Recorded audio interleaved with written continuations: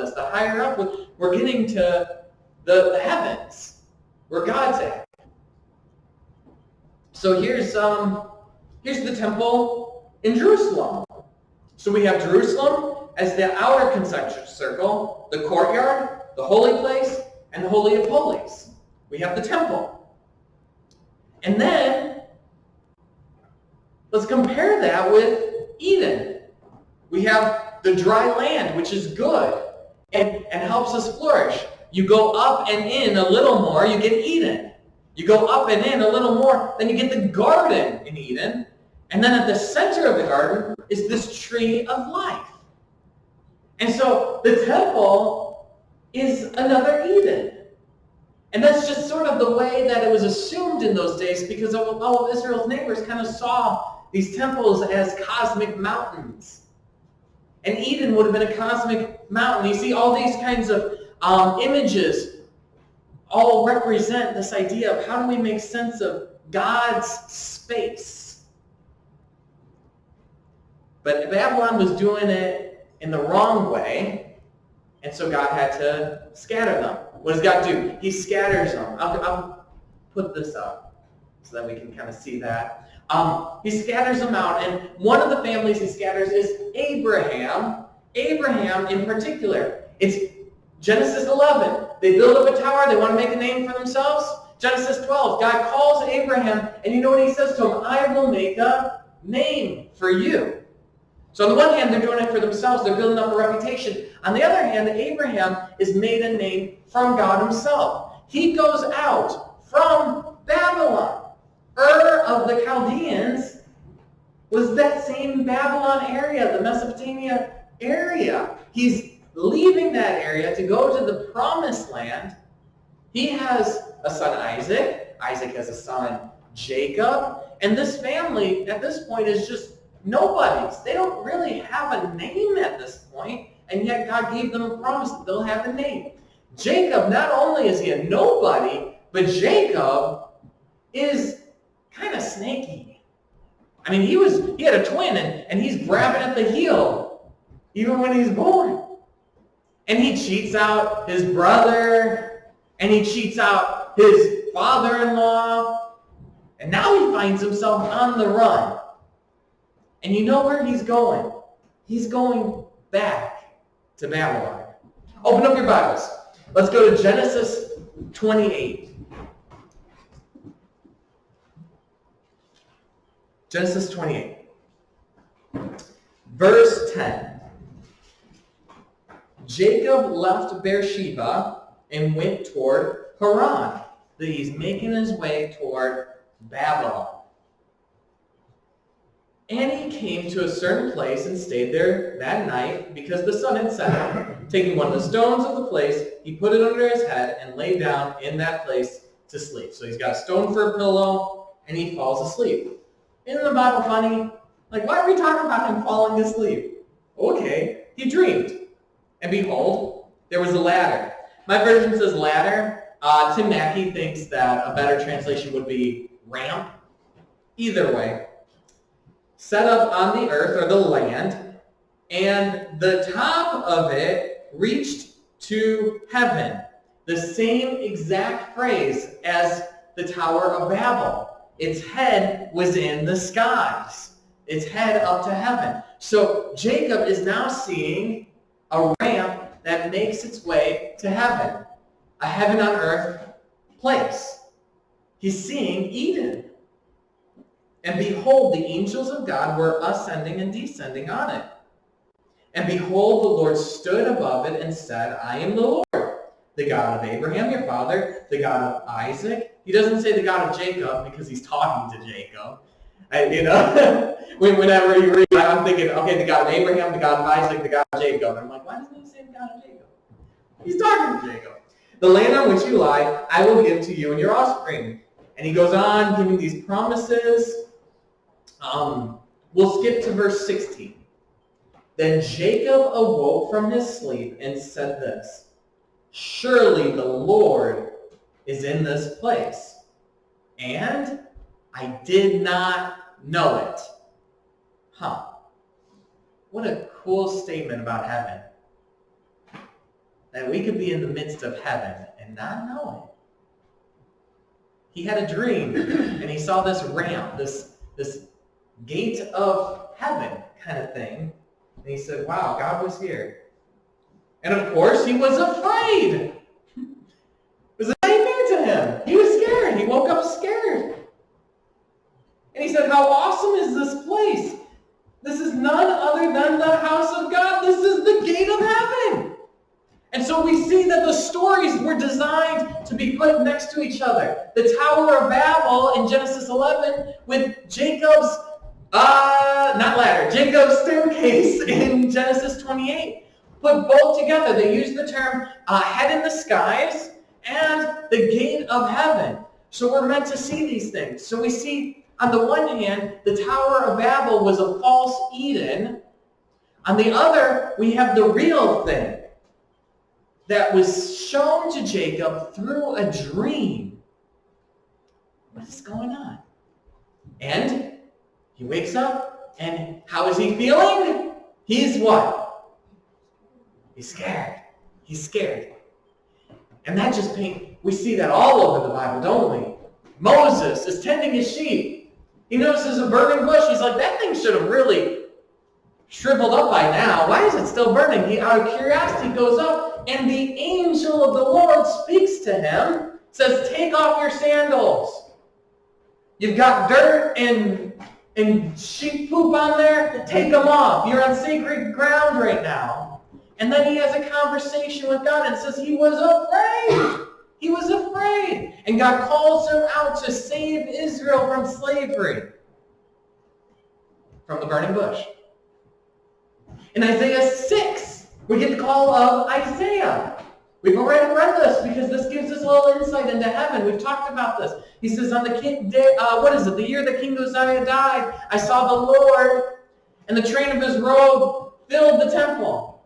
And so here is Isaiah getting a vision of being in the Holy of Holies in the temple, in the very center, and he sees the altar of God up there, and it's like he's looking up on his feet, and the train of his robe fills the temple. So the temple becomes this portal, this heavenly portal. Moses was on a mountain. He sees the burning bush, and he's on this heavenly portal. Isaiah sees it, and what is he? He's afraid. He says, woe is me. I'm a man of unclean lips. Moses had unclean feet. Isaiah had unclean lips. Moses sees a burning bush. Isaiah is there, and the angel, the seraphim, takes a coal and puts it on his lips to purify him. We see fire represented on both. We're seeing these patterns of what is it like when we enter into heaven. And just like with Jacob, there was fear. Fear, fear, fear. There's something about this that we want in. We want to experience heaven. But there's something about us that we're like, I don't think this is a place where I belong. I don't think I should be here. And yet God is determined to bring heaven to earth. Here's how this looks. In Exodus 24, they get out of Egypt, they cross the Red Sea, they make their way to the same mountain. The same mountain. It's either called Mount Horeb or Mount Sinai, but it's the same one that Moses met God in the burning bush. He now comes, now with all of Israel with him, he brings up the elders. So let's go to Exodus 24 now. Exodus 24, verse 9. Then Moses and Aaron, that's Moses' brother, Nadab and Abihu, and the 70 elders of Israel went up. So they're going up this mountain. They saw the God of Israel. Right away, we should be thinking, they're scared. Right away, they're in heaven, they must be scared. There was under his feet, oh, this is cool. There was under his feet, as it were, a pavement of sapphire stone. Can anybody, this is not rhetorical, what color is sapphire? Blue. Blue. So they're looking up, and they see a blue stone. And And feet walking on this blue, must be transparent, huh? Like the very heaven for clearness. They're looking into heaven, and they're seeing God's feet. And what is God stepping on? It's the rakia. He's stepping on the rakia. I don't know. This is what the Bible tells us. I don't know what a video camera would tell us, like if we really videoed what was happening, because we know that we can send somebody to the moon, which is pretty high up there. I don't know. They went up on a mountain and then they saw this sapphire dome thing that God is stepping on. And he did not lay his hand on the chief men of the people of Israel. He did a little interesting detail. They saw God's feet, but God didn't kill them. We're in a place this is a dangerous spot here, huh?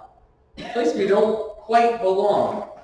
No, what happens instead? They beheld God, and they ate and drank. How beautiful. They had a picnic up there on the mountain. Now, they're not all the way at the top of the mountain. The Lord said to Moses, "Come up to me on the mountain and wait there, that I may give you the tablets of stone with the law and the commandment, which I have written for their instruction." So Moses rose with his assistant Joshua, and Moses went up into the mountain of God. So they're maybe halfway up, and Moses and Joshua go up more. And he said to the others, "Wait here for us until we return to you. And behold, Aaron and Hur are with you. Whoever has a dispute, let them go to them." And this is, I think this is a little bit of comedy, because Moses is saying, I'll have Aaron watch you guys. What can go wrong? And for those of us who know the story, a lot can go wrong when he leaves Aaron in charge. Then Moses went up to the mountain, and the cloud covered the mountain. Okay, so we're looking up. We're seeing this cloud. It covers the mountain. The glory of the Lord dwelt on Mount Sinai. So there's the glory cloud on Mount Sinai. And the cloud covered it 6 days, obviously 6 days. And on the seventh day, he called to Moses out of the midst of the cloud. You guys see this? He left the people down below toward the bottom of the mountain. He goes up, and they just see cloud. And the cloud's covering. And then on the seventh day, he goes up some more. Now the appearance of the glory of the Lord was like a devouring fire. So now we're toward the bottom of the mountain looking up, and it's like all this cloud is like a smoke. It's like, man, I wouldn't go near there. There's a fire. No, the top of the mountain was fire on top of the mountain in the sight of the people of Israel. Moses entered the cloud and went up on the mountain. And Moses was on the mountain 40 days and 40 nights. Scary. Fire again. He goes up. Here's what happens. Moses goes up, and for 40 days and 40 nights, he's given the law, the commandments, but he's given the blueprints for the tabernacle. What's the tabernacle? Except a new Eden. But the difference is you don't have to go up the mountain to get to this Eden. This is an Eden that comes down to you. And so Moses, we get all this long description. In 7 divine speeches, we get these blueprints. Moses is seeing heaven. While he's in heaven, he's up in the top of the mountain in the glory cloud. And he comes down, and they put together this tent. And Exodus ends with that glory cloud coming from the top of that mountain down to the land. I see the significance of that. It's all these stories of us going up, and it's dangerous and scary, but God is determined to come down. God is determined for the life and presence of heaven to be in our midst. How does that look when heaven comes down, when heaven and earth are united? Well, it's not going to be like the Tower of Babel. It's going to be more like Jacob's staircase. With the Tower of Babel, they wanted to make a name for themselves. They were impressive people. Jacob was a nobody. So heaven's going to come down through a bunch of nobodies. With the Tower of Babel, it was through their strength, their ingenuity, their ingenious work, using the bricks and building something really strong and impressive. What was Jacob doing? Sleeping, having a dream. Heaven's going to come down in such a way that all the credit, all the glory goes to God.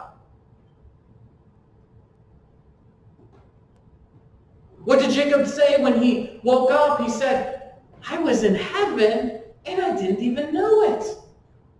Heaven's going to come down and it may not be spectacular. It may not be this impressive structure way up here that blows everyone away. It might be in such a way, it might be so sly and secretive that you can miss it if you're not looking for it. What does this make you think of?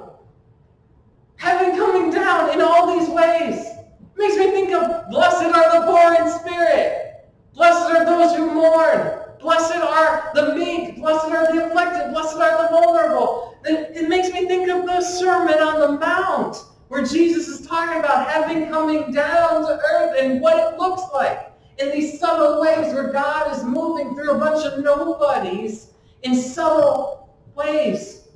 Through the hearts of the people of God. As he says, heaven is coming down as we deal with our contempt in our hearts. Things nobody else sees. Things nobody else may even notice. This is how the glory cloud is coming down. The sign of it was with the tabernacle and the temple that God really does want heaven to come down. But Jesus says, the kingdom of heaven is here. The kingdom of heaven is at hand. And he says how it's going to come. It's going to be coming through the Jesus people, through the crew of Jesus followers, living as Jesus wants us to live. And this taste of heaven that is going to be from nobodies, initiated by the Spirit of God, and in such a way where it makes a huge difference. And yet, a lot of people might just miss that it's even there. That's our calling. Would you join with God and his mission from the very beginning to bring heaven down to earth? Let's pray.